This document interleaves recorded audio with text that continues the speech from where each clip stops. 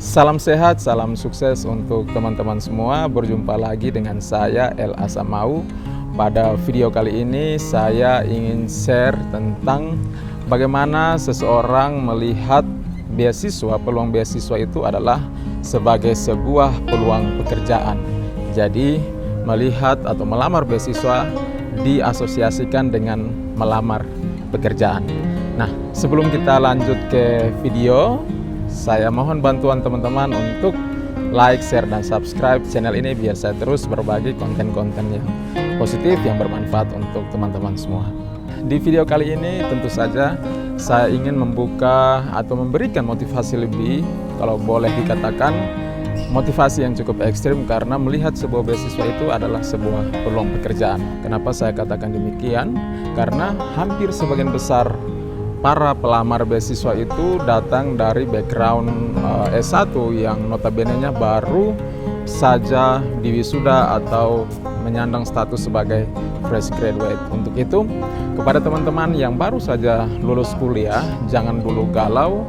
Yang baru saja diwisuda, jangan dulu putus asa, karena tetap memiliki peluang yang besar untuk melamar beasiswa. Memang dari sekian banyak teman-teman, ada yang langsung melamar pekerjaan, diterima, dan bekerja, bahkan disyaratkan untuk bekerja sekian tahun baru bisa diizinkan untuk melamar beasiswa. Tetapi khusus bagi teman-teman yang sudah lulus wisuda dan ingin melamar beasiswa, kesempatan itu tetap dibuka.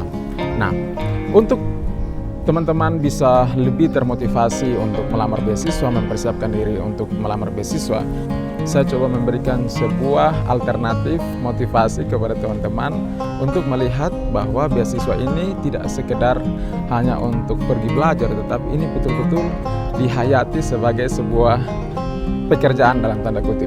Kenapa saya katakan pekerjaan? Karena ketika teman-teman melamar beasiswa, menyiapkan segala persyaratan dan dinyatakan lulus sebagai penerima beasiswa, tentu saja teman-teman akan mendapatkan banyak manfaat. Selain teman-teman belajar, mendapatkan pengalaman, memiliki gelar nanti, teman-teman akan dibiayai, kehidupan teman-teman akan dijamin selama minimal 2 tahun untuk yang S2 atau 4 tahun untuk yang S3 minimal. Jadi selama kurun waktu tersebut teman-teman tidak perlu khawatir dengan segala tanggungan atau biaya hidup teman-teman. Teman-teman dalam tanda kutip digaji untuk belajar, untuk mendapatkan banyak pengalaman dan juga membangun relasi selama teman-teman menempuh pendidikan. Untuk itu, coba teman-teman posisikan bahwa beasiswa ini adalah sebuah peluang untuk melamar pekerjaan. Tentu saja setelah teman-teman diterima, orang-orang di sekitar teman-teman, keluarga bisa merasakan dampak daripada teman-teman diterima di beasiswa.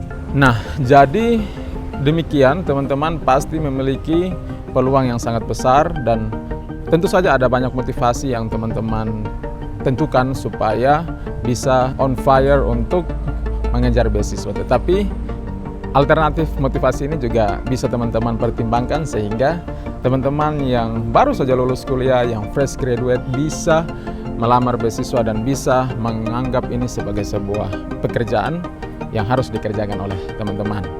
Nah, sebelum saya menyelesaikan video ini, saya ingin share bagaimana seorang fresh graduate itu bisa lolos beasiswa.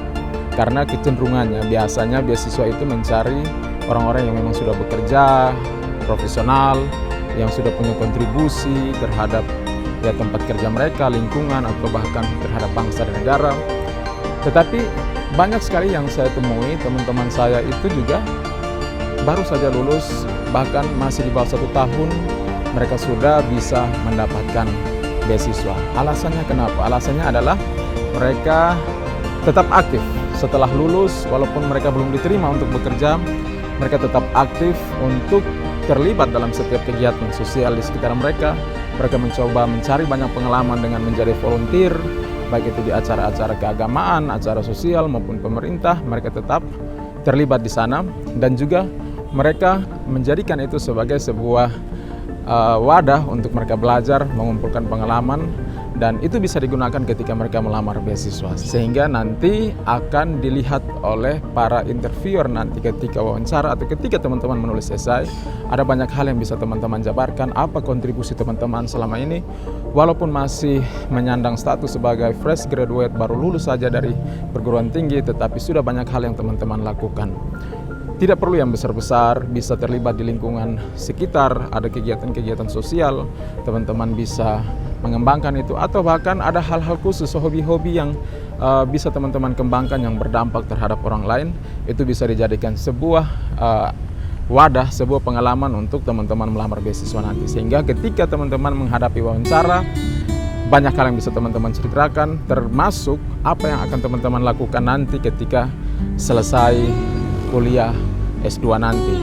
Untuk itu teman-teman yang fresh graduate, jangan putus asa, jangan berkecil hati, peluang tetap ada. Banyak sekali teman-teman saya yang fresh graduate, mereka mendapatkan beasiswa ke berbagai tempat, ke berbagai kampus terbaik di dunia, dan mereka semua melewati proses dan tahapan yang sama. Mereka mengumpulkan banyak pengalaman, menjadi volunteer, mereka tidak diam, mereka aktif terlibat dalam berbagai kegiatan, baik itu organisasi sosial, organisasi gereja, atau organisasi apapun itu, mereka terlibat dan mereka terus kembangkan potensi-potensi mereka. Untuk itu, sekali lagi, tetap melihat beasiswa ini sebagai peluang, bahkan sebuah peluang untuk pekerjaan, dan juga melihat beasiswa ini sebagai sebuah batu loncatan, sebuah kesempatan untuk mengembangkan diri, belajar lebih baik, dan kembali suatu saat untuk berkontribusi terhadap masyarakat, terhadap bangsa. Demikian yang bisa saya bagikan kepada teman-teman. Semoga tahun ini teman-teman bisa mendapatkan beasiswa walaupun menyandang status sebagai fresh graduate, tidak masalah. Tetap persiapkan diri dengan baik, segala persyaratan banyak tersebar di internet, atau bisa juga komen di bawah ini, saya bisa berbagi, teman-teman bisa menanyakan, kita bisa berdiskusi. Sekali lagi jangan lupa bantu saya share, subscribe, dan like video ini biar saya terus berbagi konten-konten yang positif. Terima kasih, salam sehat untuk semua.